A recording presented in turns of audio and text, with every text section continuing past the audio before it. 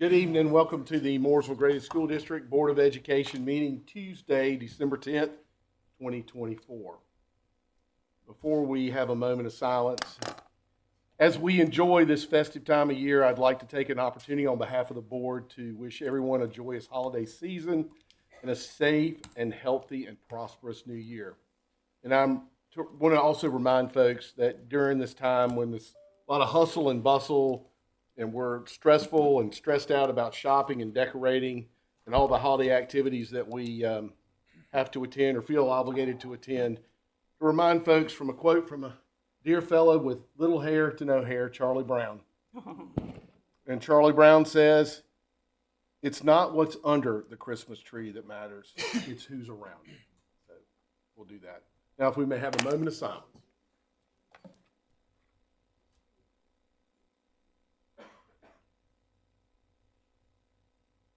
Thank you. Doctor, Yes, pledge of allegiance. At this time, we'll ask Tommy McFarland, fifth grade student at East Mooresville Intermediate School. And Tommy, if it's easier for you to just come over here to the corner so you don't have to move too far, he's going to lead us in the Pledge of Allegiance tonight. Pretty well. Yeah. Whenever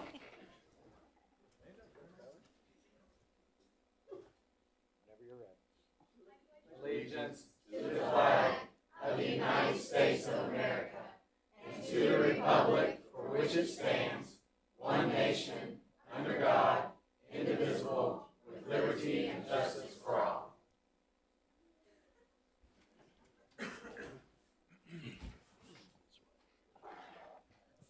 All right, members of the board, the next item on our agenda is to elect a chair of the Board of Education for the upcoming year. At this time, I will entertain nominations for board chair.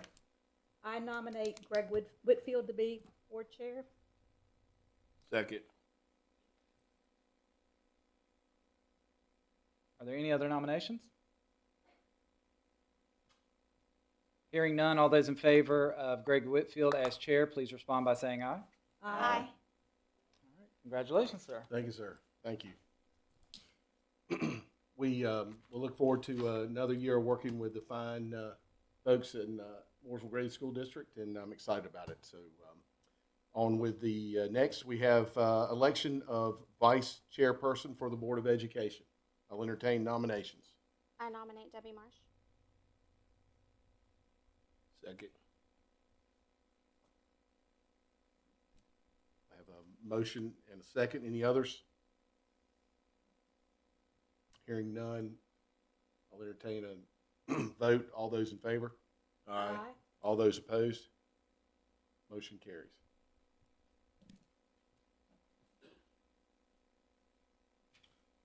Approval of the agenda. I'll entertain a motion to approve the agenda. I approve that we motion to approve the agenda as presented. Second. I have a motion and a second to approve the agenda. All those in favor? Aye. All those opposed? Motion carries. Approval of the minutes for November 12th, 2024. I'll entertain a motion. I move we approve the minutes as published. Second. I have a motion and a second to approve the minutes as published. All those in favor? Aye. All those opposed? Motion carries. Student of the month, Dr. Gardner.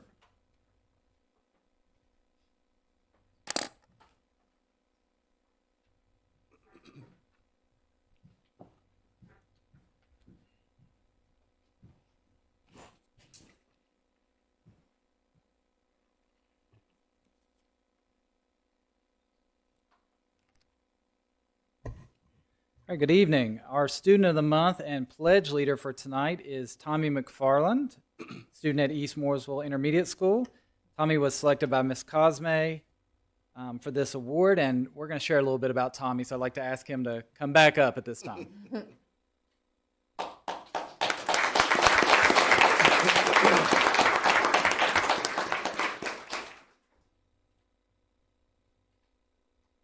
Tommy is an exceptional student with a positive impact on his classmates and learning environment. His hard work, willingness to help others, and love for challenges make him a great leader and a role model. My recognition of his qualities truly highlights the importance of character and collaboration in the classroom. Tommy's efforts are appreciated, and they inspire others to strive for their best too. Please join me in congratulating Tommy McFarland as our Student of the Month for December.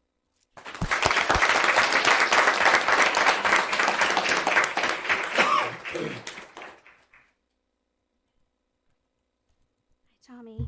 On behalf of the Mooresville Graded School District Board of Education, we recognize you as the Student of the Month and the Pledge Leader for the Board of Education meeting December 10th, 2024.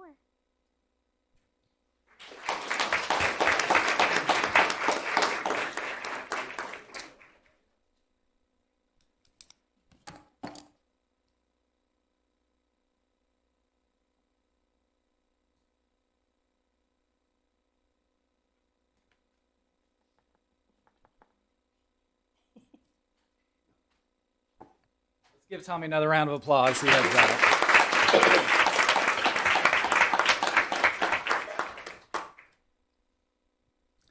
All right, next we have our Artist of the Month. Tonight we have the honor of recognizing Macy Brennan as our Artist of the Month. She was nominated by Miss Corbett, art teacher at East Mooresville Intermediate School.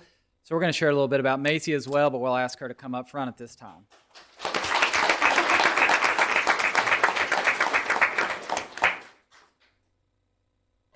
Macy also has a sample of her artwork here to share. Macy is an amazingly creative fifth grade student. Her excitement for each project we create in the art room is contagious.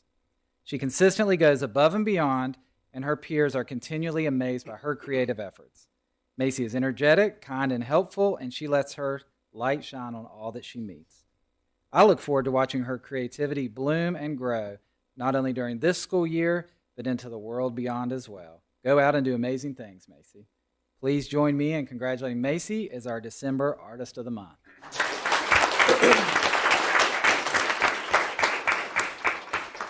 So Macy, on behalf of the Mooresville Graded School District Board of Education, we recognize you as the Artist of the Month for our Board of Education meeting December 10th, 2024. Congratulations.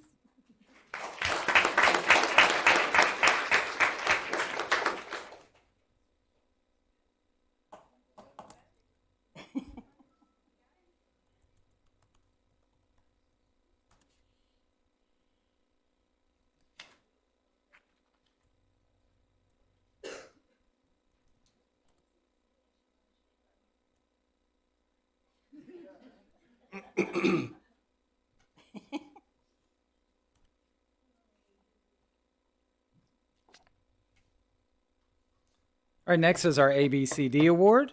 Each month, we have the honor of recognizing a district employee who goes above and beyond by demonstrating one of the core values of our district. This month, we recognize Sarah Hutar, I hope I pronounced that right, nurse at East Mooresville Intermediate School. Sarah was nominated by the East Mooresville administrative team. We're going to share a little bit about her, but we're going to ask her to come up at this time.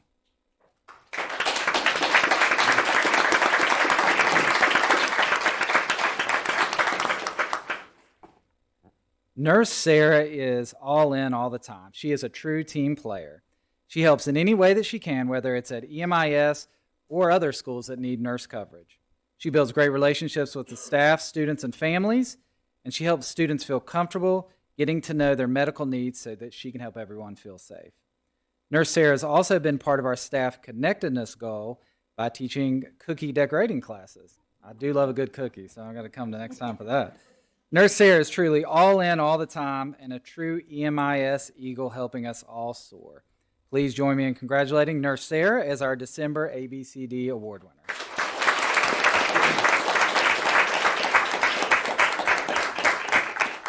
Nurse Sarah, on behalf of the Mooresville Graded School District Board of Education, we recognize you for going above and beyond the call of duty December 2024.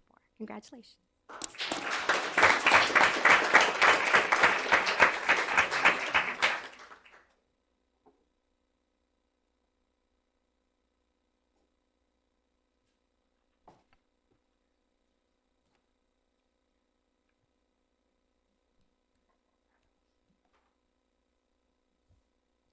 All right, next we have our Spotlight on People. We have two recognitions tonight, and we're going to start with the Mooresville High School varsity football team, conference champions. So any members of the football team, if you could come up to the stage or the front at this time.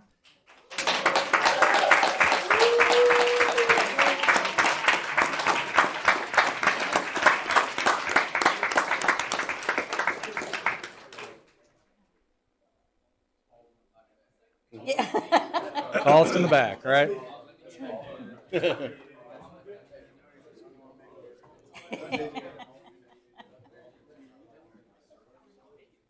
All right, the 2024 Mooresville High School football team finished the season with an 11-2 record. This group won the Greater Metro 4 Conference Championship for the third season in a row. This team also produced countless all-conference award winners, including two-time conference Defensive Player of the Year, Jamari Farmer, back-to-back Conference Offensive Player of the Year, Brody Norman, and Conference Kicker of the Year, Andrew Cummings. The offensive unit has been listed as one of the all-time best in school history, averaging 197 passing yards a game for a total of 2,566 yards with roughly 30 passing touchdowns. They also had a very productive stable of running backs and were responsible for over 2,700 yards and 45 touchdowns while averaging 208 yards a game. This offense averaged 44.5 points a game, including games tallying as high as 70, 66 twice, 56, 55, and 49 twice. The defensive unit allowed an average of 11 points per game, and that included 4 shutouts and 4 games in the single-digit points allowed. Defense tallied a total of 33 sacks and 45 quarterback hurries. There were 136 tackles for loss and 16 interceptions, including 5 of those returned for a touchdown. The defense also caused 10 fumbles on the year, including 2 returned for touchdowns. Special teams unit produced 59 touchbacks on kickoff, while the punt team averaged 48 yards per punt, nailing 7 of those inside the 20-yard line, not to mention a 75-yard punt as well. The return unit also produced 3 returns for touchdowns. As you can see from all those statistics, this team is one to remember. So please join me in congratulating Mooresville High School's varsity football team, 3-time Greater Metro 4 Conference champions.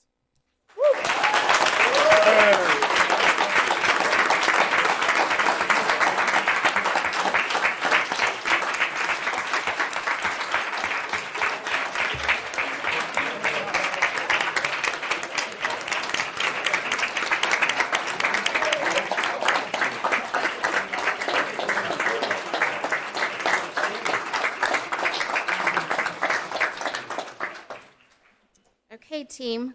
On behalf of the Mooresville Graded School District Board of Education, we recognize all of you, and I'm not going to read through because that's a lot, for being the varsity boys football team Greater Metro 4 football champion in December 10th, 2024. Congratulations.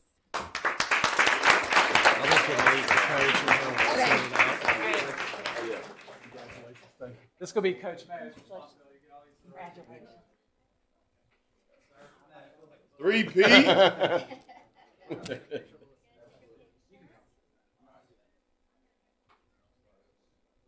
Hey, where's Brody? Coach, where's Brody? Which one's Brody? Okay.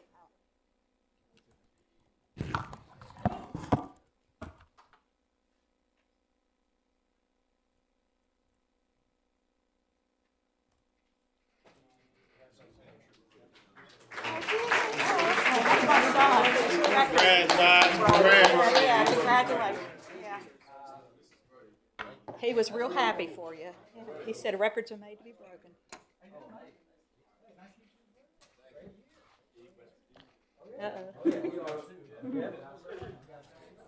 They don't have a coach.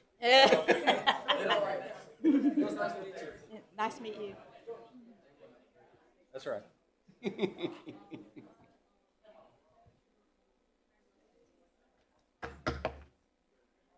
Clap it up one more time for him.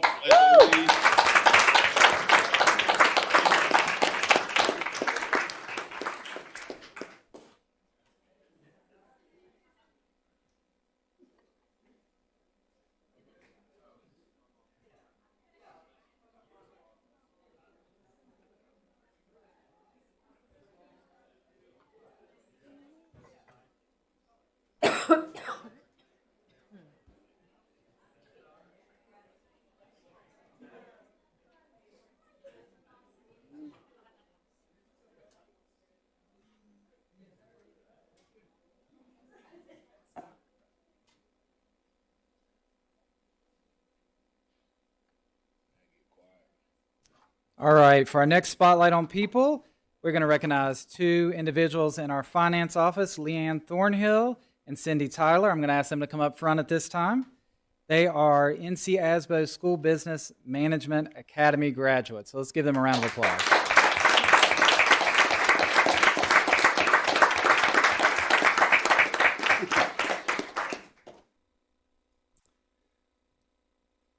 For this month's Spotlight on People, we are celebrating two outstanding employees who have exemplified our commitment to excellence and professional growth. We'd like to recognize Leanne Thornhill, Lead Payroll Specialist, and Cindy Tyler, Finance Specialist, for their achievement in completing the NC ASBO School Business Management Academy Manager Certification Program. From March through November of 2024, Leanne and Cindy dedicated themselves to rigorous professional development courses, mastering crucial areas such as accounting, financial management, legal responsibilities, and business office operations. Their dedication to this comprehensive curriculum not only enhances their individual expertise, but also directly supports our district's strategic priority to recruit, grow, and retain exceptional talent. By investing in their professional growth, Leanne and Cindy have not only elevated their own skills, but have also strengthened our entire organization. Leanne and Cindy, your commitment to excellence and continuous improvement sets a shining example for all of us. Congratulations once again, and thank you for your service and commitment to our students, staff, and community. Please join me in congratulating Ms. Thornhill and Ms. Tyler for their accomplishments.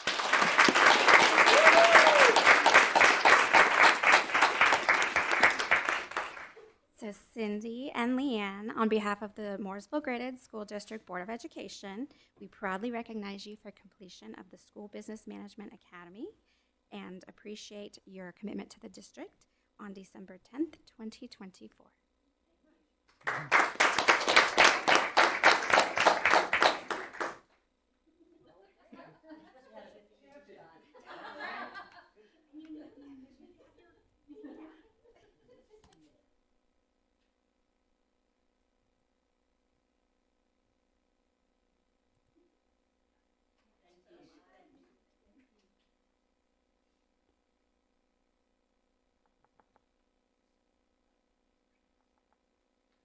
All right, next up we have our school highlight. So we're going to have some individuals from East Mooresville Intermediate School transition up here and share a little bit about the literacy work that they're doing at East.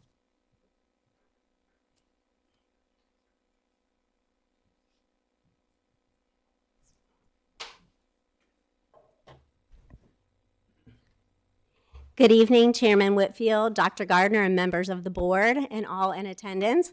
We're excited to share some literacy initiatives that we have started at EMIS and kind of tell you the why behind it.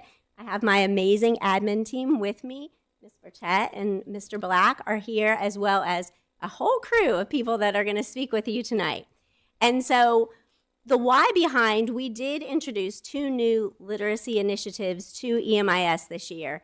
And so we did introduce magnetic reading and accelerated reader to our school programs this year. And part of the why behind that is each year we look at our data, we dig into our data, we meet with our PLCs, we meet with our teachers, our leadership team, and we keep seeing some common themes in our literacy data. And that is our students are struggling with vocabulary, our students are struggling with comprehension, and most of all, our students are struggling with stamina. And so what is the why behind that? So we went to our students, we went to our staff, and we looked at the materials that we were using. And we had good materials in place. We've been using Fontes and Pinnell, and that brings a lot of good ideas, good thoughts, great literature. But we know that we needed more because our students in today's ever-changing world have to be competitive. They have to be competitive for their future, and almost everything that they do involves literacy and reading. And so we looked at a lot of different programs, and one of the things that had been brought to us in the past was magnetic reading. We had used magnetic reading in our intervention block, but we really started to see the value that this program brought. It's hard. It brings rigor, and we needed rigor. I taught 3rd grade. I taught 5th grade. I was an AP at the middle school, so I saw what our students needed, and I kept seeing, as I said, these common themes coming across every year in every grade level. And so I know what students are capable of. We know what students, we are all previous teachers, and so we know what our students can do. So we had to find out how can we get them there. We're not happy with some of the literature scores that we've been seeing. We know our students are capable of so much more. So that's what you're going to hear about tonight and the why behind these programs. I do have several people. We have several people here to talk to you tonight. We wanted to bring all grade levels, and we wanted you not only to get the adult perspective, but the student perspective, because they are why we are here and what we do every day. So if I can have our crew come up. We have from third grade, Miss Godbout and Miss Josie. So you have DI and regular ed represented. We have Miss Mack, who teaches regular ed and AG. And then you have Miss Cosme, who is ML, AG, and Miss Willard, who is AG and EC Inclusion. And so you have a whole variety coming up to talk tonight and just share some information with you. So we're going to turn it over to them, go back to our seats.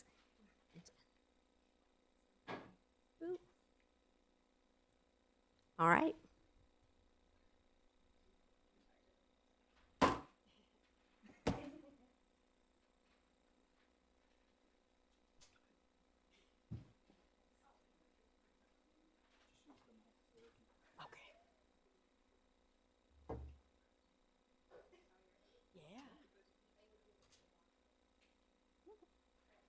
Okay, magnetic reading. Magnetic reading is a grades 3 through 5 reading comprehension program that connects the art of teaching with the science of reading to develop successful, proficient, and confident readers.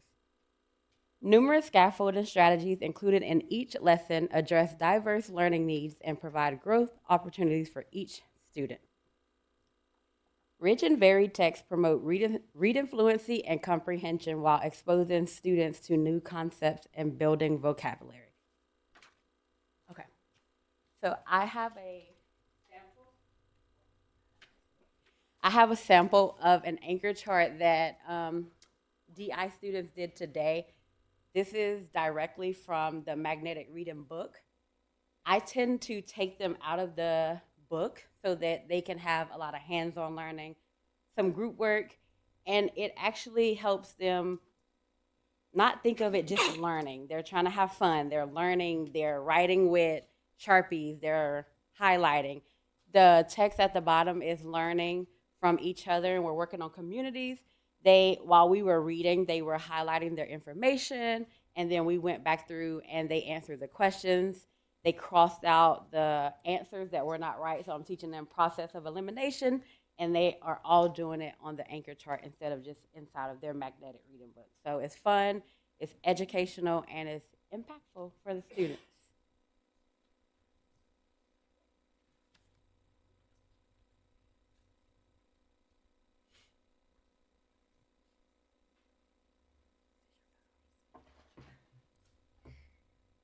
Hi, I'm Angie Godbout. I was just going to add on to what she had already said, what Miss Josie had already said about magnetic reading. And I know Miss Pratt-Dixon also said that it's brought more rigor. And one of the things that I'm seeing in my classroom is the rigor that it's bringing with the writing piece, because the kids are having to really go back into the text and pull details from the text itself to use context clues and to pull out information from the story within their answers. So they're true, complete sentences. They're giving us information from the story to explain and to prove and to give us evidence that goes along with their answers, which is what we're always striving for. But now that they're having to do it the way that magnetic reading asks them to, it really does kind of push them into doing that. And then with AR, what we've seen a lot in third grade with AR is I've noticed that it's really pushing the children to want to read more. It's making them want to challenge themselves. It's making them also a lot of the kids who are very into challenges and want to compete with each other. They're competing against each other with their points. So it makes them want to read more and push themselves to be a higher level reader through the challenge.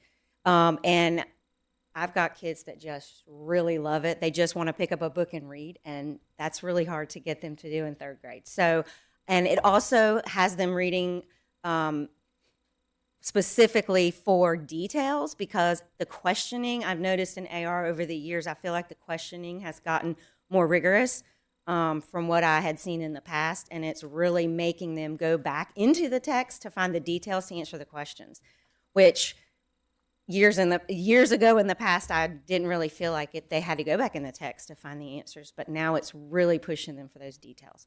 So it's making them do what we want them to do all the time with everything. Okay.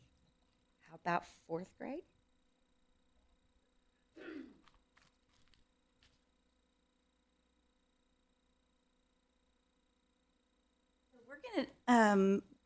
We're gonna tell you together here about in fourth grade. We have been so excited about the Accelerated Reader Program. So it's an educational program created by Renaissance Learning, and it's designed to monitor and manage the students' independent reading practice and comprehension, and it's done both in English and in Spanish. The program assesses students' performance through quizzes and tests based on the books that they have read. And the children really enjoy picking out books that they're interested in. So that's different than the magnetic reading program, where they have wonderful passages, but they are selected by the text, where this is something they can go outside of that text to go into the library, into even epic reading, and choose books that they're very interested in. It monitors their progress and establishes personalized reading goals. And so in our classrooms in fourth grade, we have the children set their reading goals using a weekly AR log. And the children log all of the books that they've read and the points that they've attained each week and their percentages on their tests. They make new goals at the beginning of each week, and then we celebrate together when they meet their goals at the end of each week. Then they write about their favorite book for that week. So it's just a wonderful way for them to celebrate, and then administrators call across the announcements, and we celebrate the different levels of points that they've achieved. They get to come to the office, and they get to go down and get special rewards and things like that. So, but we have two wonderful fourth graders who would like to tell you a little bit more from their perspective. This is Faith Tabler. I like the passages and how some are fiction and some are non-fiction. Also, the questions help you to become a more fluent reader. Magnetic reading has helped me read better because they can help. Some of the passages can help me in life, like the non-fiction passages, and some of the passages can just get my imaginary juices flowing. I like how the short questions help you to understand the text, because if you don't read the whole passage, you won't be able to get the questions correct, because they put questions on there that from the text, that the parts that they think that you won't read. AR has challenged me to try my hardest and encouraged me to be more confident and fluent when reading any text. And this is Willow Share. I think magnetic reading is fun because they have a big variety of stories, fiction and nonfiction. It also gives you questions that can help you with making sure you're reading hard enough in the text. AR, I like AR because it gives you a choice whether you want to read a certain book, and it asks you questions about that book. So you get to read a book that you like and answer questions about the book you like for points, which gives you a prize.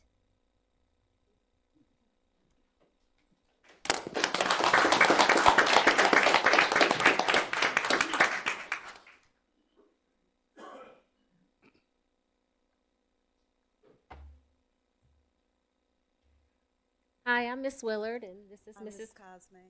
And we have brought the fifth grade magnetic reading as an example. I know that some of you guys saw this laying on our desks, or you might have saw this whenever you walked into our classroom. I think Mrs. Burns was doing a lesson with it. We loved the magnetic reading. I know I used it last year in my small group when I was working with my students that were bubble students. And I know Mrs. Cosme used it with her ML students.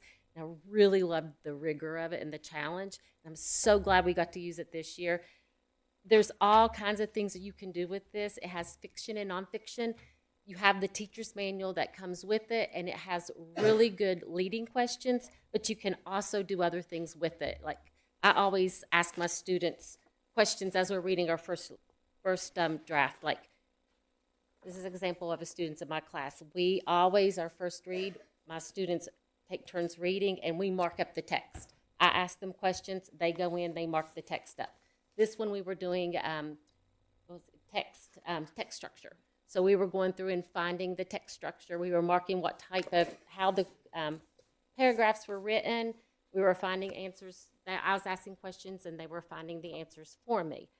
And then we would have discussions. I would ask them different questions. Macy, remember the one about the water and why the children got sick on the water and everything? Yep. And then there's always an activity that goes with it. This one was talking about the text structure, and there's always a writing component that goes with it. And I have seen such amazing writing from the beginning to now. This also has helped with the gateway. Go ahead. It's been great. You've heard from all the teachers that are here about the writing piece. That's something that we were missing before. Now the writing has been amazing. I've looked at the third grade in the hallway, the fourth grade, and when they got to fifth and they had to start writing based on what they read, they saw that connection. They had to know what they were reading and understanding it so that they could put it in writing, and it made a great transition right into our gateway papers, which the fifth grade has been doing amazing on. But this helped a lot because they had to learn how to write. They had to learn how to capitalize their letters. I mean, they're so used to the technology and typing in typing on the computer, the writing. But now they're actually handwriting everything. And so we think it's wonderful.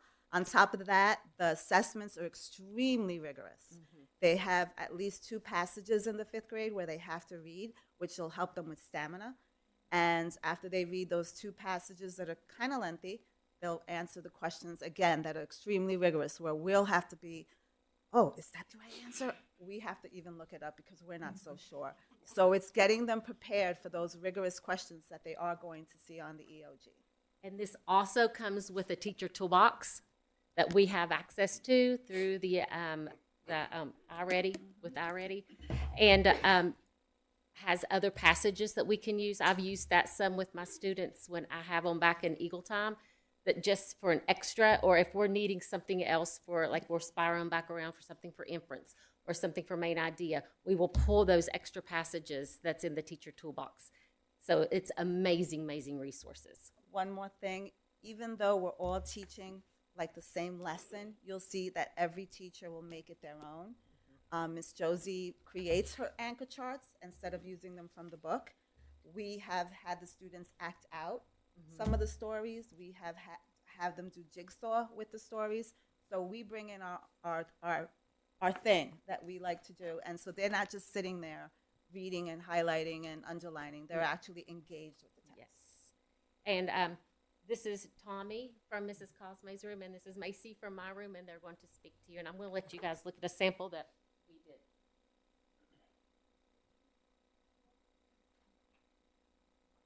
So magnetic reading has always been a really interesting way with reading in our themes, because after our check-ins we would see how well we've done on each subject, and depending on usually we all would probably do something good on one good one and then one bad one. So magnetic reading always helps us get where we have troubles on, and there's old passages that will help us. I really like magnetic reading because it helps for the check-ins. It also helps with stamina, rigor, and all the other stuff. And also, it's very, very great for new ideas to help like environment or other things in the world. Like a robot that picks up garbage that is made out of garbage. We read a story about that last week. It's great. Yeah. And AR also is really great because I really like reading and answering the questions and getting a good score and getting like free ice cream from the cafeteria. It's great, guys. It's great. You guys should do it too. It's great. That's all I have to say.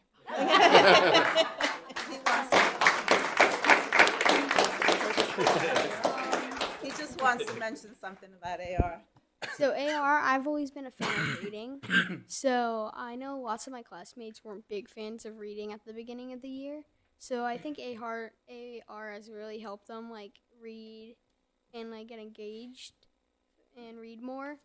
So and also the stories that we can choose that also helps a lot, and the variety we can choose from. Also, one more thing. AR in magnetic reading wants me to do my little jig.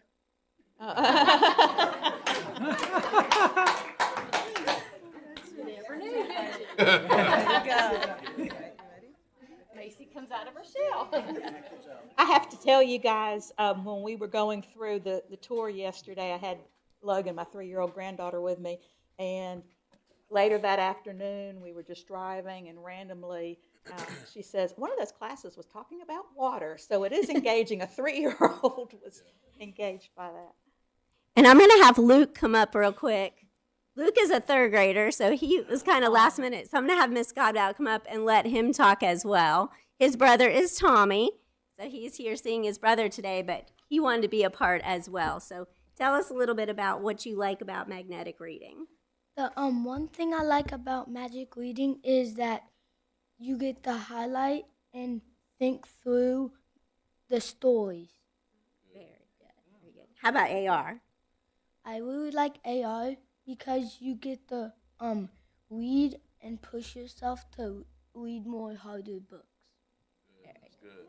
That's good. So one of the things is our goal was to help students like create a love for reading again. We don't see students with books in their hands a lot. So this was one way where, yes, they do get prizes, they do get recognized. We have a student right now, and I'm not sure who has the clicker. We can click just to kind of give you an idea right now. And this was last week because we had to turn in our presentation a little early, but at EMIS, we just started this in October. And so right now with our school, we have over 7,000 points in AR. And some of the books are only worth a half a point. So there's a lot of reading happening. Our high schooler had catechist class tonight, so she couldn't come. She had religious class, but she was at 305 points already just 2 months in. So it's definitely getting our students excited about reading. They love hearing their name called. I had some 3rd graders chasing me down the hall to see when I was calling again because I kind of surprised them with when I'm going to call points to keep them on their toes. But it's something that has been exciting for our students, and we're really hoping to see the benefit of it. It's going to take a little bit of time, but our teachers are excited. They're buying in, and our students are buying in and excited. And as you can see, they're thinking about what they're reading. So they're not going to be so overwhelmed when that passage comes, that EOG, that check-in. So that's what we're continuing to build on. Any? My class is very boy heavy, and I have lots of boys asking to go to the library to get AR. Oh, good. That's good. That's good. I know one of the things that I've heard in the community is the fact that we have students back writing again. I know that's critical because of cell phones, laptops, things of that nature. So to see not only reading but also writing and having pretty decent handwriting is pretty good. So kudos to you guys. And I just think about the Yeah. Oh, yeah. Yeah. No, that's good. I can read it. Yeah. I could read the excitement you're getting with that magnetic reading book is going to pay dividends in middle school when they touch that HMH book that when they mention those words now, those kids are like, oh no, not that HMH book. But now that they've got it in the younger grades, it spirals and transitions. So one thing that we hear a lot from parents is, my kids are always on the computer. They're always on the computer. Well, community, look, our 3rd, 4th, and 5th graders have reading workbooks like we did back in the day. It's not all on the computer. Yeah. Sometimes going back to the basics is what works. Yeah, it works every time. Any questions for any of us, the teachers, the students? Thank you for sharing, and we enjoyed yesterday immensely. That was really, it's always great to be. We in the appreciated you being classroom. there. Awesome. All right, thank you. Thank you. Thank you, everyone.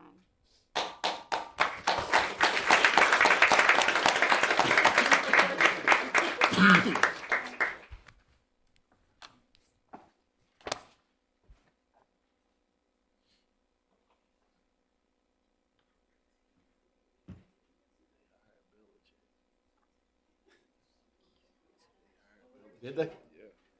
Nice. Wow. Nice. Makes me feel better. What a upgrade. I'm just curious who the assistants are going to be. Oh, yeah. That's what's going to You be know what? interesting. You know what?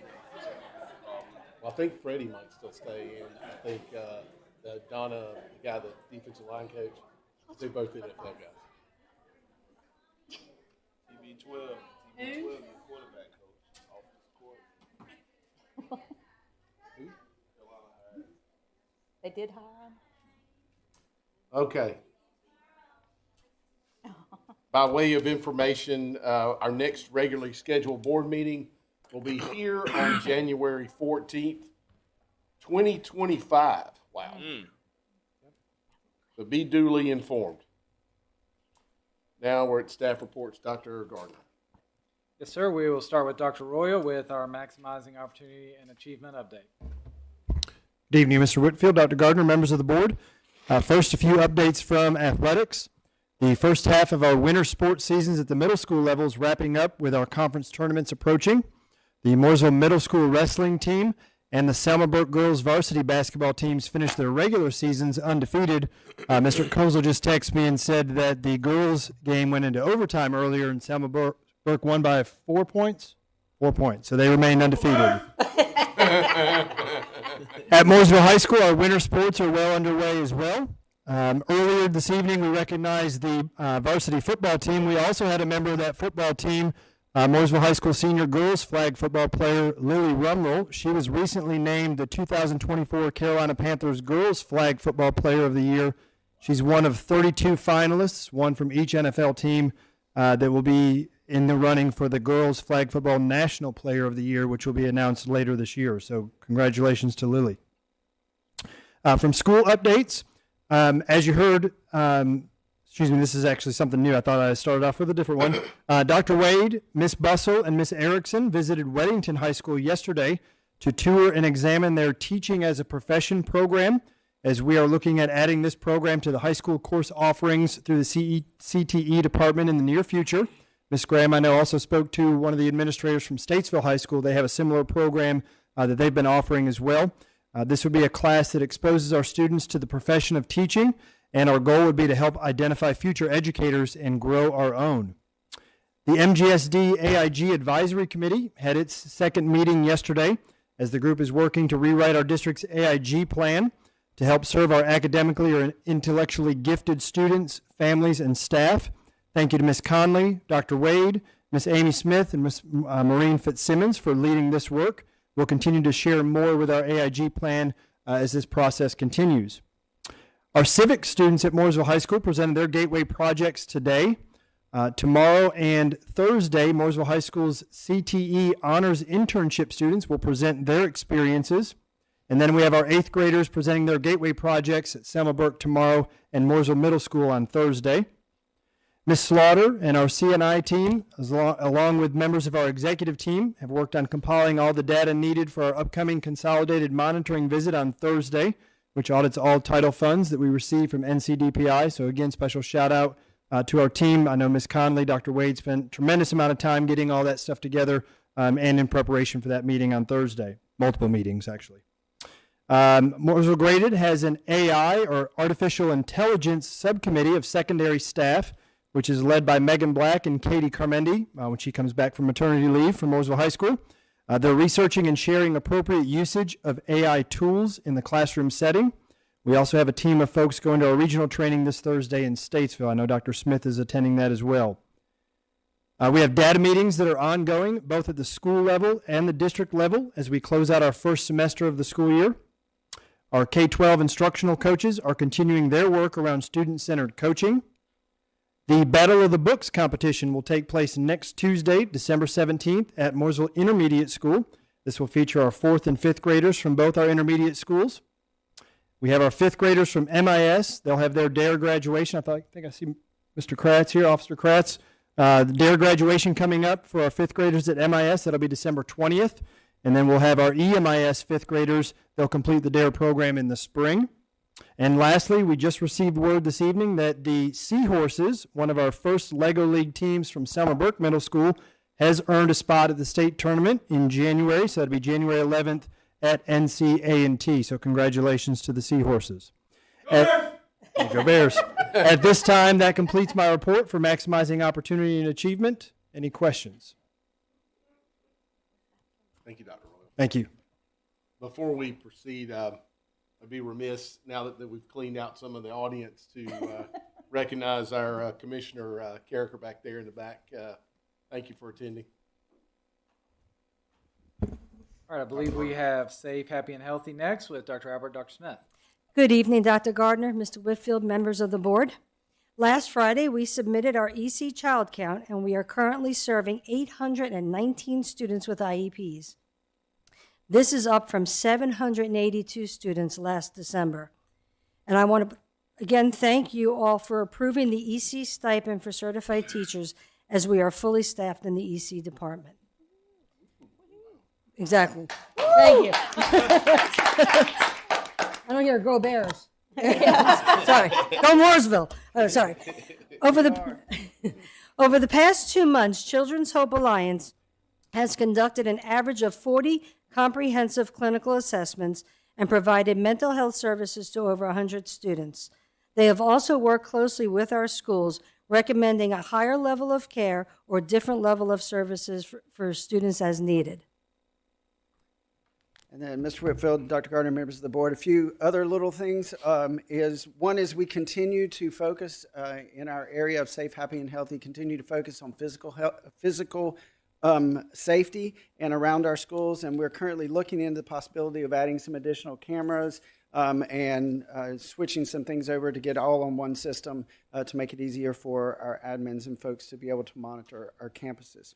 And then lastly, our Safe, Happy, and Healthy committee team will be meeting again in January to continue the work that we've had around our priority areas, monitor where we've come from and where we're going, specifically around professional learning framework focused on safe and supportive learning environments. And that's all we have, unless there are any questions. When we have students who are recommended for more intensive mental health services, are we doing anything, because I know they're often hard to access, are we doing anything to help them get? Are we tracking whether or not they're receiving that help? Yeah, so a couple of different ways that they can get referred for higher levels of care. One is through Children's Hope Alliance, and what they do is they help us, with day treatment programs. Currently, we have Rockwell day treatment in our county. The Mooresville campus opened up recently, but we're not utilizing that yet. But the current campus that we're utilizing is in Troutman, so we've had a couple of students go there. The other thing is we also have, for other levels of care, whether like through counseling sessions, if they notice they need things like our other community partners, Rainbow Kids and things like that. Obviously, they work closely with our schools, with our counselors and social workers to make sure that we're making those connections. And we have a spreadsheet that we also have a couple of students right now that are actually accessing support outside the state. So we're keeping up with those students as well, because we know eventually their families live here, they're going to come back. Right. So, yes. Yeah, that was my question that I have. So as we look at the numbers continue to grow, based on our resources, are they prepared for that growth? Like when we look at it, you know, the companies that we contract with, are they prepared to grow or for the growth that we're seeing within our numbers? So they are now. It was a little slow going at first with Children's Hope. They too had some staffing issues, but they are fully staffed right now, and they are meeting the needs of the students at our schools. We actually have, I think we have 2 therapists over at Mooresville High School, right? 1 on each campus, right? And I know that they have therapists at each of the schools right now. But we do anticipate that we're going to continue to grow.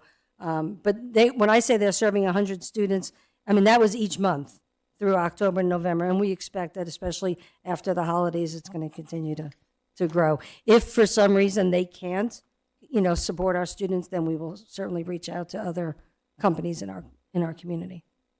Thank you. Thank you. All right, next up we have Recruit, Grow, Retain with Ms. Kuhn, Davis.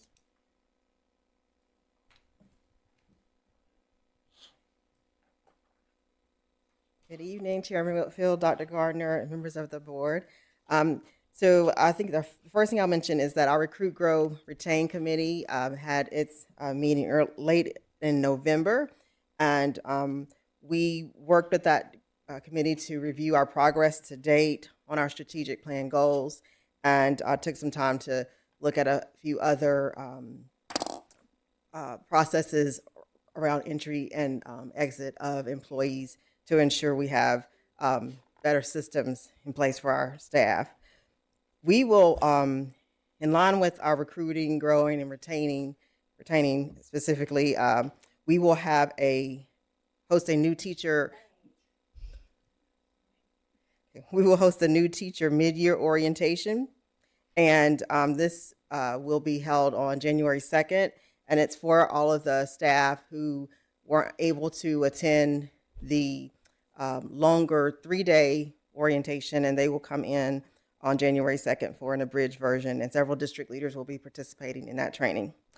Also wanted to note special congratulations to those teachers who have and licensed staff who recently received notice of their National Board certification, and we will, as we did last year, have a more formal recognition with them in the near future.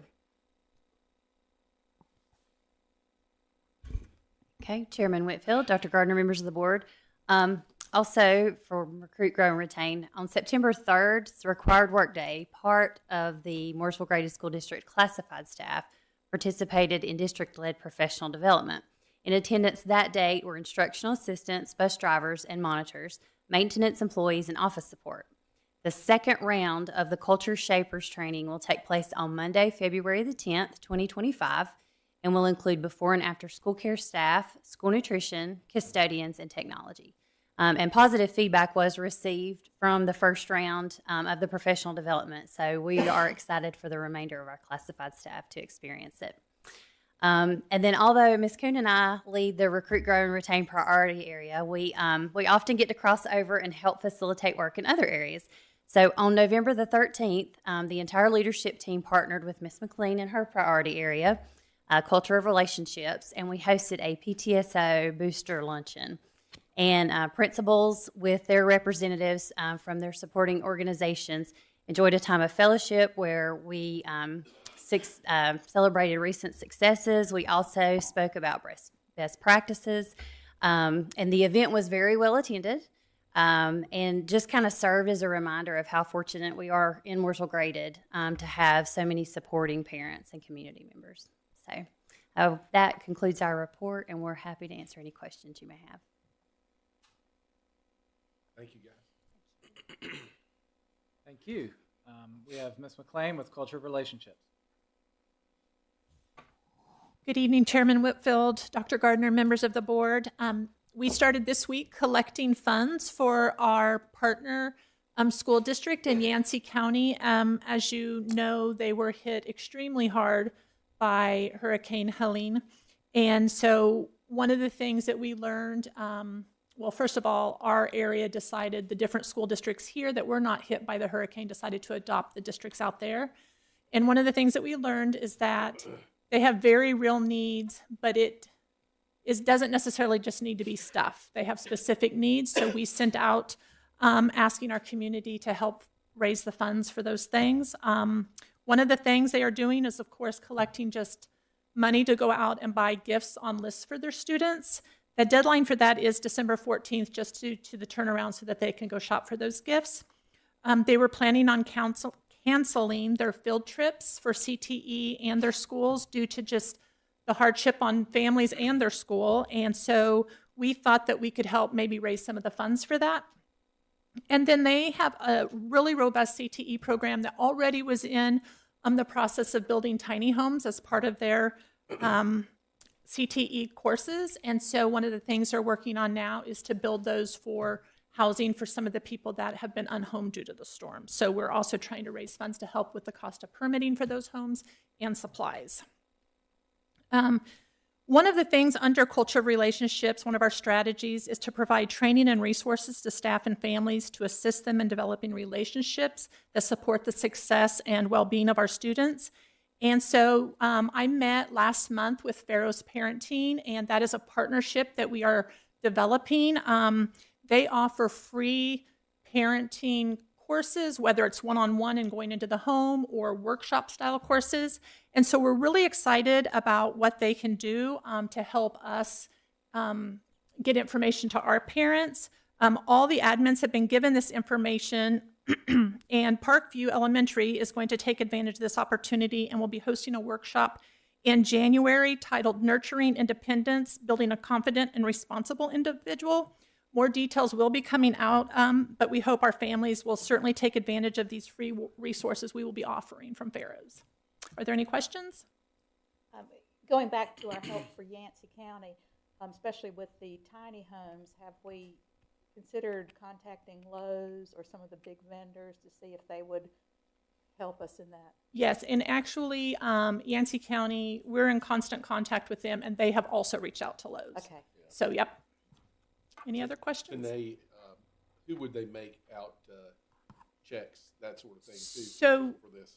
in the communications that was sent out, there's a link to our online school payment, and then from there, we will give Yancey County those funds.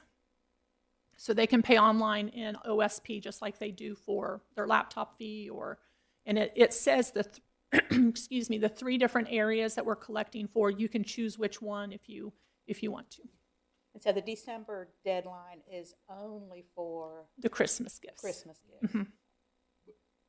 But they can give as long as it's open, pretty much, or do you?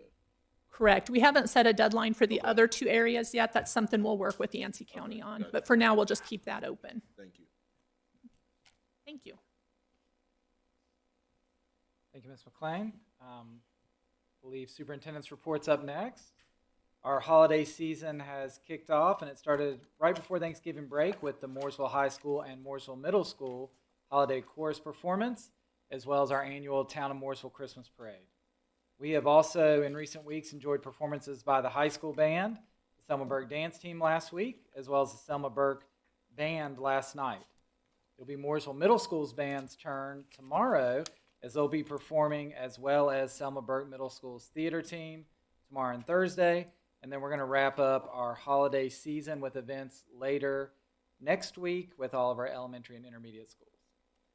Last week, we also held our second teacher and parent advisory meeting of the year. At this meeting, we talked about the role of the North Carolina General Assembly as it relates to public education, and we worked together input from our parents and our teachers on legislative priorities. We will meet with our local legislators in January to discuss these in more detail. 2025 is a big year for public education in North Carolina, and we will continue to advocate for allocating funds to support significant raises for our staff, and we hope the community will join us in that as well. Thank you. That concludes my comments for tonight. Thank you, sir. By way of board events, I think Dr. Gardner touched on a number of those. We've got some scheduled for the end of the week, to be mindful of that, as well as next week. Also, as a reminder, our next board meeting is January 14th.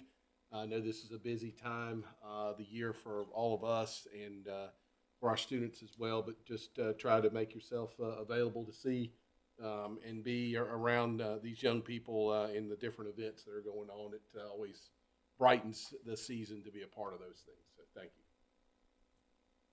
Public comment. Yes, sir, Mr. Whitfield. We have one person signed up to speak, Denise Campbell. Ms. Campbell, as you're coming to the podium, I'll remind you or let you know that you've got 3 minutes to speak once you start speaking. And when you get to the 1 minute sign, I'll give you the 1 minute sign, and then that'll be that.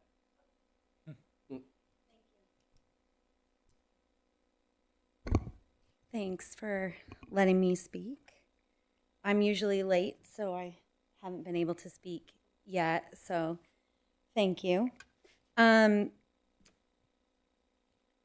of the board and everyone else who's still here. I am Anise Campbell. I am a parent of 3 students here in MGSD. North Carolina is the 4th state that I've lived in here and the 4th state in which I've been involved in public schools. The only state, though, that my kids have been in schools, and that is on purpose. My husband and I decided purposely to move to North Carolina to put our kids in schools here. And while we couldn't really choose anywhere, we chose around Charlotte, and we kind of narrowed down Mooresville. And then upon my research, I said we have to buy a home within MGSD. And that was quite the process, let me tell you. It's not always easy to do that. And North Carolina is funny. Home buyers, home sellers can change their mind after you sign on the dotted line. And we were like 3 weeks away from moving, and they changed their mind. And I still had to buy a house within MGSD. So we did. We moved here in 2017, and I just wanted everyone on public record to know that there are many families like myself who choose to move to Mooresville and then choose to live within the MGSD district because of what happens within this district. I wanted it to be like Cheers, like where everyone knows your name. I didn't want my kids to be like a number. I wanted to be able to walk in and people know that I'm Miss Campbell, and I wanted everyone to know who TJ was and who Lucas was and who Mackenzie was. I didn't want them, they're more than a test score, and I know that, and I appreciate that, but I really wanted people, when I talked to them, to know who my kids were. And yeah, things haven't been perfect, but when I have a need or a concern, admin is able to meet with me, district leaders are able to meet with me. My kids are in DI, my kids are in AIG, my kids are in general ed, my kids are in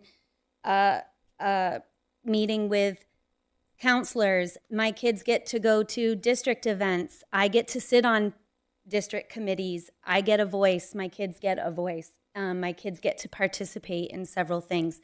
And I sit in these meetings and I hear about the wonderful things that are happening in the district. And sometimes when people come up for public comment, it's overshadowed by all the negative things that might be happening or potentially are happening.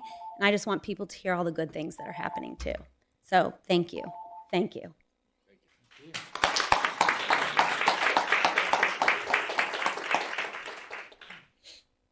Items for information, Dr. Gardner. Yes, sir. I believe we are starting with an update on our career development planning work. And this will be Dr. Royal, Dr. Wade, and Mr. Wilson.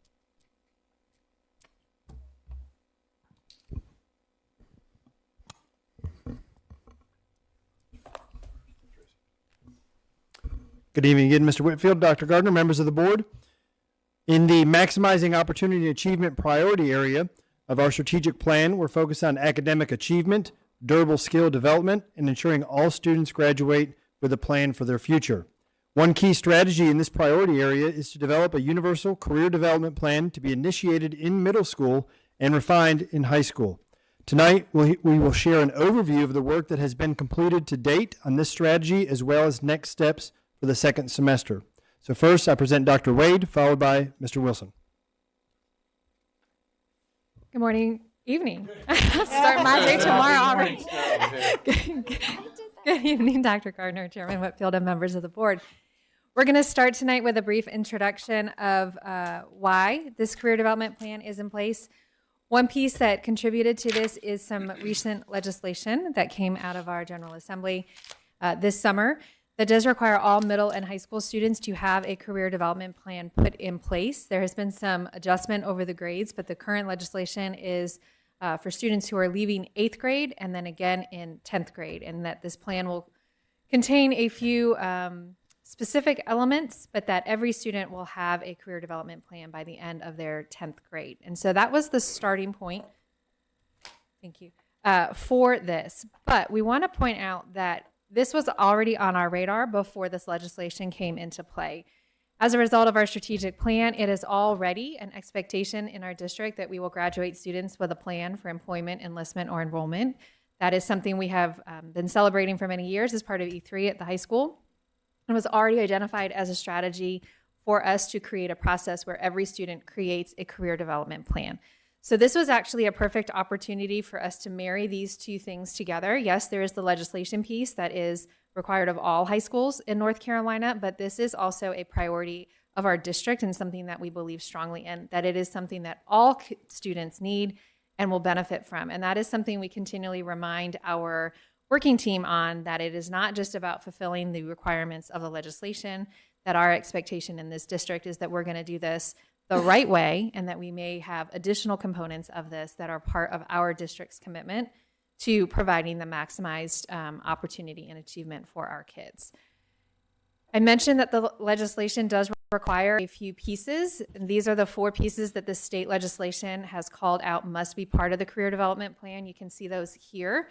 The self-assessment we are going to handle at various levels. You'll see that when Mr. Wilson goes through our plan for you. Exploration and identification of careers so that students have the opportunity to explore those careers that might interest them.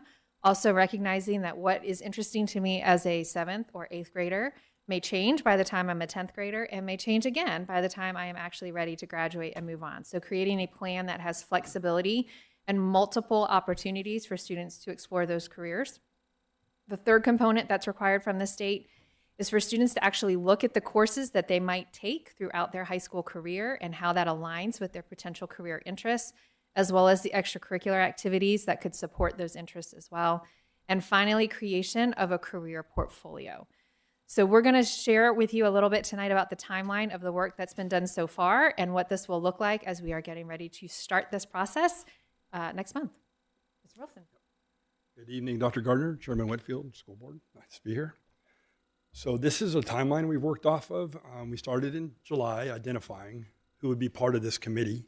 We met today. We had 100% attendance with 15 of us at the high school. We meet monthly to accomplish the product that we're going to highlight tonight.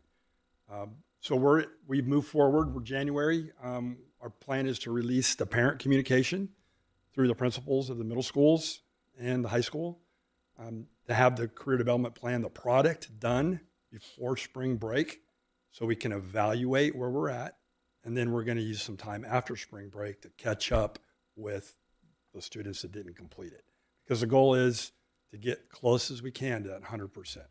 Because the legislation doesn't give us any wiggle room on the number. It's like all students. And again, it's a promotion standard, so we need all students to complete it. So this graph just kind of shows instructional focus by grade level, and then the CDP is a terminology, career development plan. That's the acronym we're going to use. So instructional focus / work-based learning activities that are going to be at the middle grade. So there is an adjustment to maybe the slide deck that you previewed. I think you had Career on Wheels in 7th grade as well, but that is a 6th grade focus, countywide, with a partnership with Iredell Statesville Schools and Economic Development. And that was postponed in October because of the hurricane. It's rescheduled for an April date. So here's a sample of the slide deck the students would complete. So we're going to use Major Clarity, which is a platform that houses the assessments, like personality and aptitude assessments the students would complete. It's adaptive, so every student is individualized. As the students complete those assessments, the 66 different career paths that are housed in Major Clarity are prioritized based on the students' answers to those questions. So this is just one of the activities that they will complete. So they'll identify from their results, like the fit score. So that's like the higher the fit score, the better it aligns the way they answer the questions. So, and they're like Holland code type questions, so you're familiar with that. So this is just one of the activities that would be part of the 8th grade slide deck. It's about 14 slides. We have 147 students that have worked on it to date.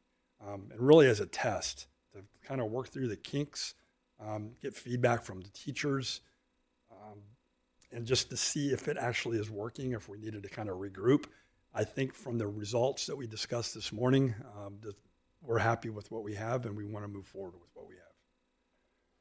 This is, so as Tracy, Dr. Wade spoke about, like the students were going to plan their high school classes.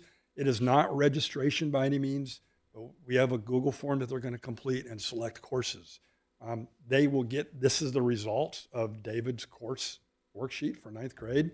He will go back to, it gets emailed to him. He will take a screenshot of that and embed it into the product that he's creating, the career development portfolio. So this was an example of a student. It's extensive. It has pretty much every class that a rising 9th grader can take at the high school, including the career and technical education electives, fine arts, right, and honors level classes. It has everything that a student could possibly take in high school in 9th grade in the form. And so we're asking students to put at least 8 courses in it because that's a high school schedule. If they put more than 8, that's fine. It's not registration, but it's like them wrapping their head around what next year would look like. So here are the 9th through 12th grade instructional focus and the career development plan elements. So we're going to skip down to 10th grade. 10th grade, they're going to reevaluate what they did in 8th grade. Again, it's part of the promotion standard. We're going to also pivot in the platforms we use. We're going to use nccareers.org, which is rolled out by the state of North Carolina. It's a little bit more robust than Major Clarity. It has much more information. It ties to the ONET job market, like what jobs are hot. Have you heard, if we've heard of 5-star jobs, it lists 5-star jobs, which are the highest paying and the highest growth in North Carolina. And this is an example of that screenshot for our 10th graders for their activity.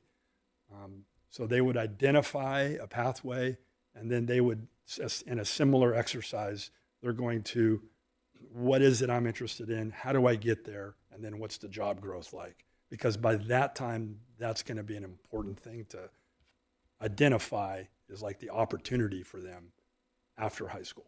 Okay, this information on this slide, these are national averages? This is North Carolina. Oh, it's North Carolina. Yes, okay. ma'am. Okay, good. Yeah.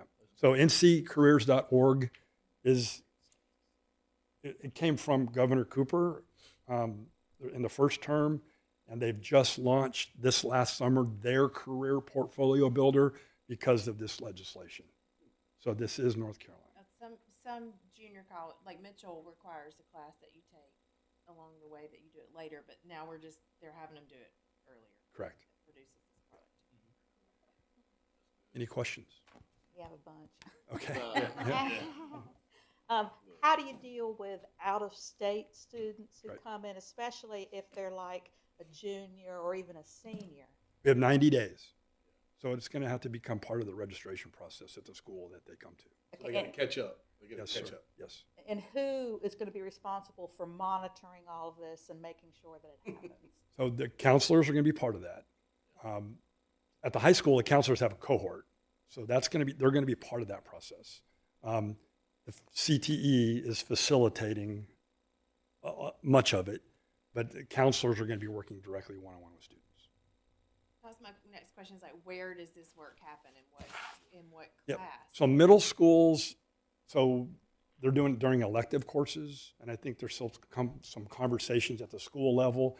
I know Selma Burke talked about, MMS talked about doing it, like doubling up elective blocks so the kids can complete it in one sitting.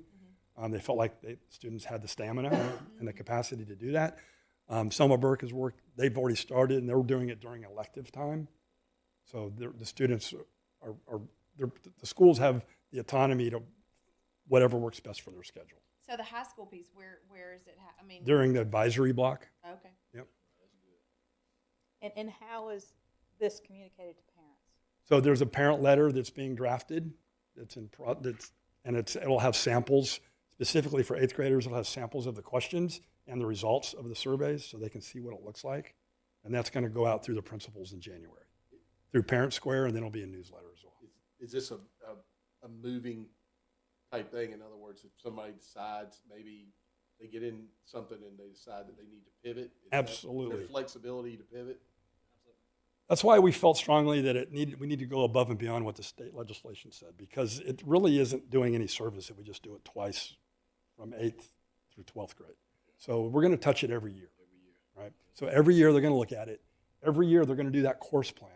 It's a different course planner when they're in 9th grade. It's different when they're in 10th because the course offerings will change a little bit. So and they were going to reflect on what they've taken, the grades they've gotten the previous year. Right? And that'll be all part of that product that they create. Will you go back to that very first slide, please? There's something I want to point out.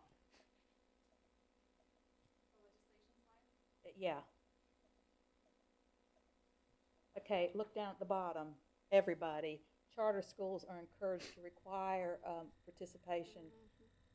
Encouraged to require. Encouraged. Everyone else has to do it, but they're just encouraged. At the top it's shall. Yeah.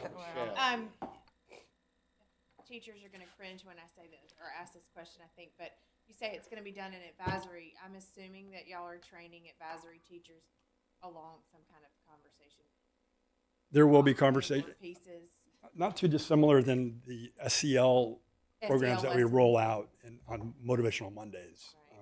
So I can speak to that a little bit. Currently, our instructional coaches work with our administrators, and as part of their weekly newsletter that comes out with the Motivational Monday lesson becomes that teacher plan of make sure you've done this. These are the high points.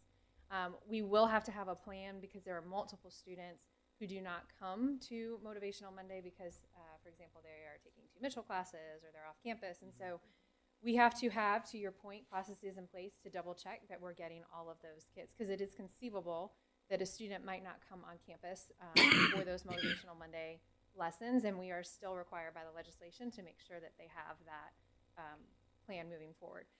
The current plan for the high school piece is that it primarily will happen in 10th grade, but as Mr. Wilson mentioned, it will be just like our current advisory Motivational Monday, where there is a different lesson for 9th grade, 10th grade, 11th, or 12th grade that is targeted toward what we're working on with that particular grade span. Our intention is to do those same time every year prior to registration. So in this January, February timeframe, we've already been doing that for the past few years, where students have been working on various career inventory pieces, maybe not to this degree, but that standard and expectation and lessons are already in place and something that teachers are familiar with. And I just want to make one more comment if I can. No, go ahead. I have a scheduled appointment on Friday to get it translated into Spanish. So we know that's going to be an issue. And EC is part of the committee, the team that's meeting, and it's individualized to the extent that there might be a student whose plan doesn't look like that. And that's okay, as long as those 4 components are there. It doesn't have to look like this. But for the masses, we can have a lot of data that will come out of this platform. So those conversations are happening, and there are a lot of people on board to make this work. No, that was good. That was one of my questions. What are we doing to diversify the program as far as languages go? So thank you for that. And then secondly, I think it's all about, equipping students with the tools to be successful. And I think the earlier the better. And I think as we go back to that first slide, parents got to pay more attention till, a child can't be promoted from 8th to high school without this plan, or 10th to 11th grade. So it puts that accountability back on them. So now when parents come and say, hey, Ms. Graham, what are we doing? What are you guys doing for my kids? We can look back and say, hey, we're going to go all the way back to 8th grade. So community, be aware of this. This is important. It's valuable. Make sure that we understand the components that go with it, because I think this is another great opportunity for us to expose kids to a newer height based on outside of athletics. So this is great. Do the results go to the parents as well? So one of the reasons why we chose this platform is we were concerned that, for example, Major Clarity is what we're using right now, NC Careers are what we're using right now, But ultimately, we don't have control over those platforms and the data that's submitted in them. So we felt strongly that we wanted to create a product within the Mooresville Graded School District. I'm not sure the word I'm looking for here, but like domain. So what you saw, these sample slides are in a Google Drive or a Google Slides presentation where they're taking the screenshot from whatever resource we're using and putting them into the Google Drive. One of the reasons, again, that we chose that means that from a technology standpoint, that all of the resources we have in place for scanning Google Docs, for parents to have access to student work, those are all in place. So when a student or a parent wants to see the career development plan, which is a part of the legislation that parents have to have access to it, we're not trying to teach parents how to log into all of these other resources. They already should be familiar, or their students are already familiar with how to navigate Google Drive. They'll be able to pull it up. They'll be able to share it with a parent, just like we do for any of our other. That'd be really cool, instruction like materials. when you do the check-in, like the mid-quarter grade things. If you could push it out and be like, "Here's your kids' For the career progress development reports plan," that like you're talking the about? progress reports, right? They take it, and then you could send it out, and then the parents could read it, and maybe have a conversation with their children about something they didn't know they were interested in. I think that's an excellent idea. We would have to work through the technology pieces of making sure that all of the things that are happening to Well, make that sure a slide parent, that you went, where is it? The one where it's got the 97. Go one more. Keep going. That this one. So one of the things that students will do is submit their portfolio, their product in a Google form, and that will live with them through a Canvas course that we've been working on the back end, so that, you know, in 7th grade they have this module, and then next year the 8th grade module. As part of that, they're submitting a link to it. So it is feasible, if the board feels like that is something that you want us to do, that we could explore providing that on the progress reports, especially after we have done the activities. We would need to work very carefully to make sure that those links are getting matched up specifically. We would not want an instance of where a parent Maybe down receives the road. someone else's progress report.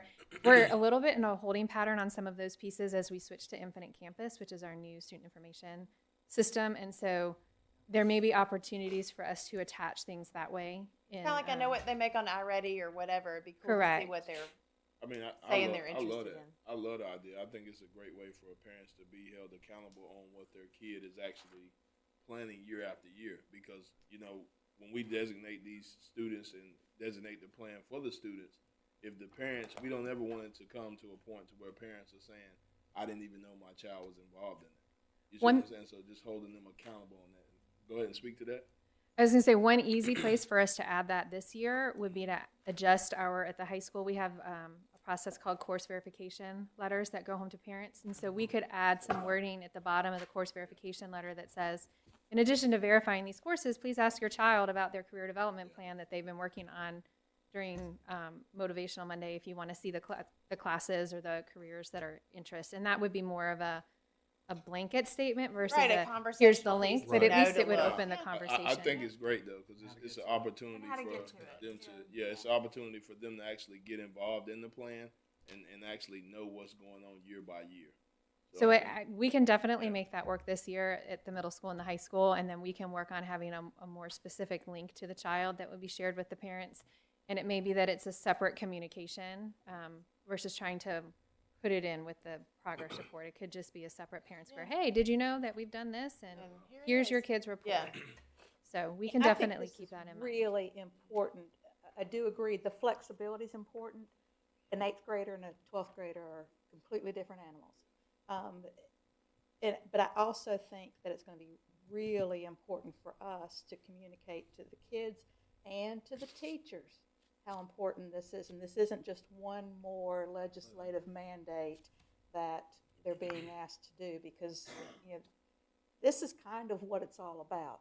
Helping kids be prepared for when they leave us. And,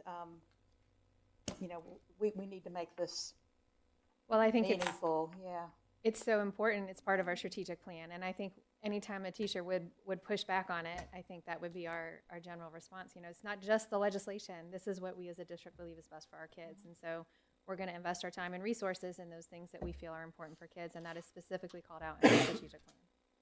And I think if you go back to that, can you go back to that money slide, the one that showed the different careers? Because I'm gonna tell you, when you start to expose kids and show kids and students these numbers, that is that's motivation. picked That's that one on motivation. purpose. I mean, just for this I'm gonna tell you. So when you look at that, if I sit a young man or a young lady down and I show them, this is what a nurse makes. This is what I mean. That's motivating for these students. I mean, we all know that. Go take this. If we Yeah, show them what a teacher yeah, makes, huh. then they won't want to take that. But they're in a good district, so they should want to come back home and teach. But now I just look at this, and this is stuff that I think that as we show is motivation for the students, and it's also motivation for the family. It gives them hope based on them aligning, what actual opportunities are out there for the students. So this is great. I love it. I have a question under the one with David's course worksheet. How do these ones that they do every year, how does it take into account dual enrollment classes? Dr. Wade broke the screen, so. I'm sorry, what was the question again?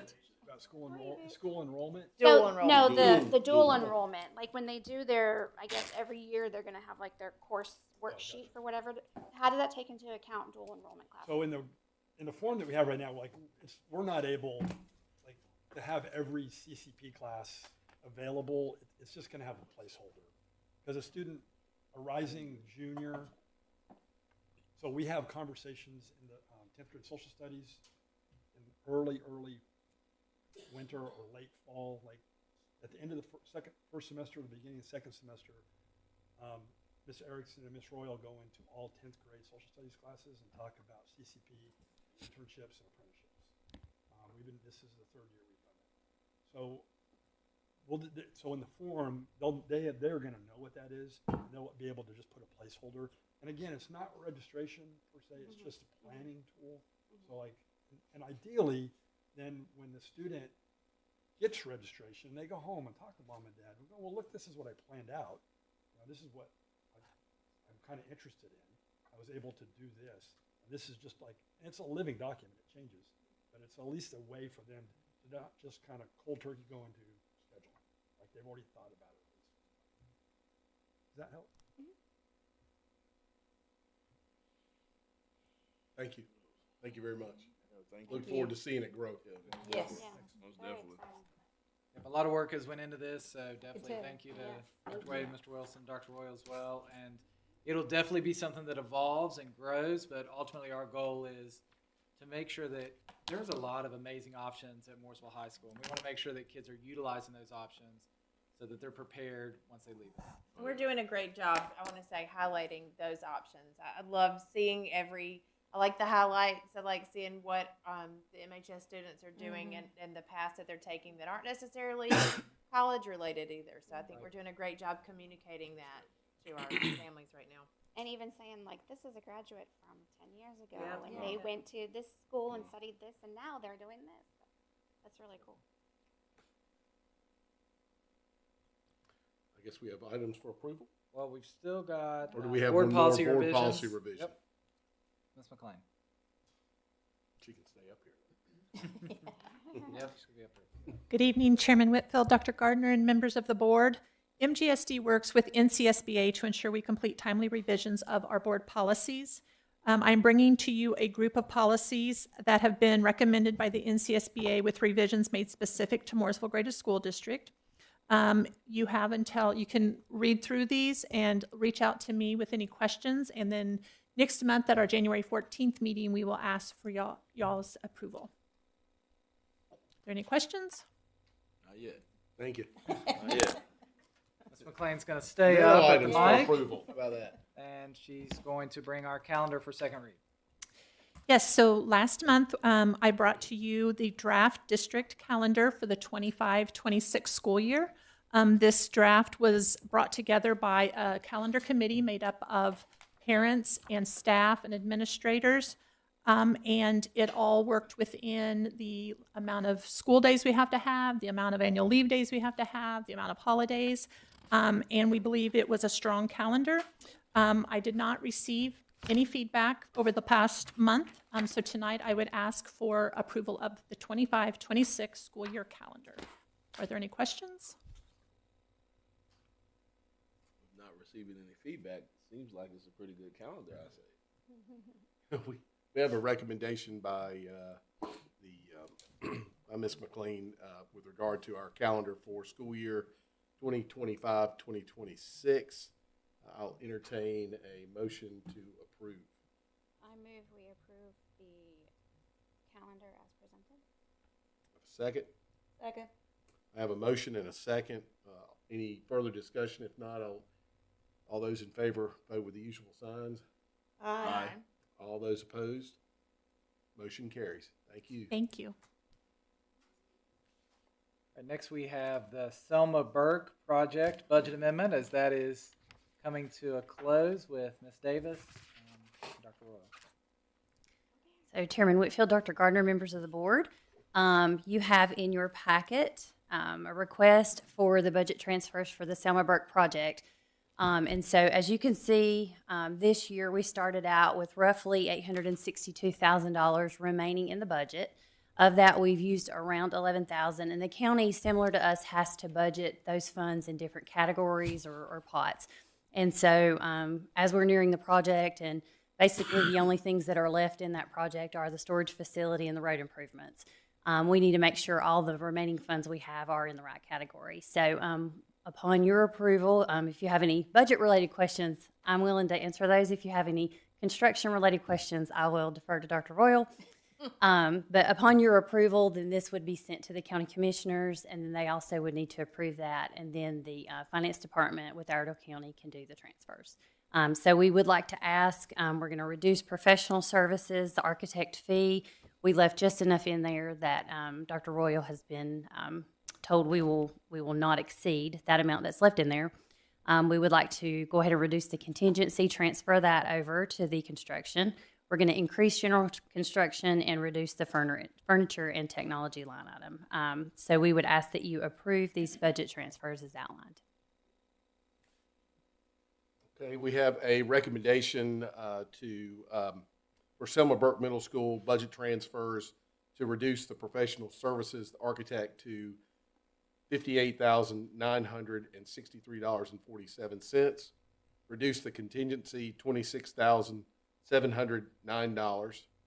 Increase the general construction by $86,951.03, and reduce the furniture and technology $1,278.56. Again, I have a recommendation. I will entertain a motion to allow these transfers to occur. I move that we approve the transfers to occur as quoted, presented.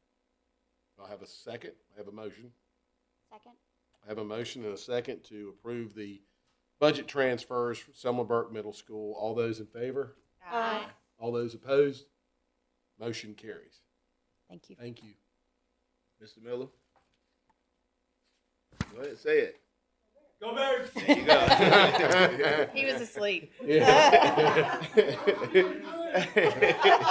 Come on, man. You got to be ready for it. You got to be ready for it. Coastal, that was your chance. I set it up for you, man. Okay, it's now that time that we enter closed session pursuant to General Statute 143-318.11, Subpart A6 and A3, to allow us to review personnel and consult with the board attorneys. I will entertain a motion. So move. Second. I have a motion and a second. All those in favor? Aye. Motion carries.